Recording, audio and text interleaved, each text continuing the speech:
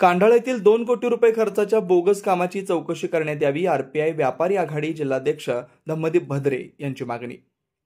तालुक्यातील कांडाळ येथील 2 कोटी रुपये खर्चाच्या होत असलेल्या बोगस कामाची चौकशी करावी असे आदेश मुख्य अभियंत्यांनी नांदेड सार्वजनिक बांधकाम विभागाच्या अधीक्षक अभियंत्यांना दिलेत।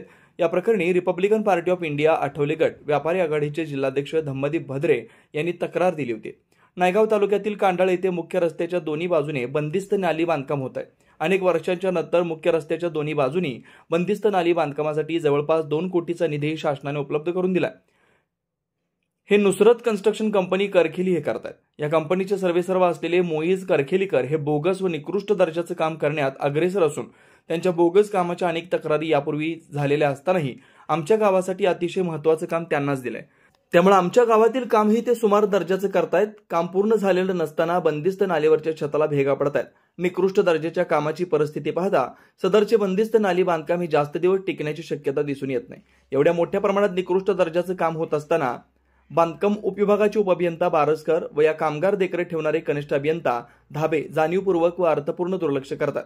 त्यामुळे कांडाळ येथील या बोगस व सुमार दर्जाच्या कामाची उच्चस्तरीय चौकशी करण्यात यावी आणि चौकशी होईपर्यंत बिल अदा करण्यात येऊ नये। माझ्या तक्रारीची दखल घेऊन 8 दिवसात चौकशी करून कारवाई करावी अशी मागणी Republican party of India Athawale गट व्यापारी आघाडीचे जिल्हाध्यक्ष धम्मदीप भद्रे यांनी तारीख 8 नोव्हेंबर रोजी केली आहे। भद्रे यांनी केलेल्या तक्रारीची दखल घेत सार्वजनिक बांधकाम विभागाचे मुख्य अभियंत्यांनी नांदेडच्या अधीक्षक अभियंत्यांना सदर प्रकरणी तक्रारीत नमूद केलेल्या मुद्द्यानुसार चौकशी करण्याचे आदेश दिलेत।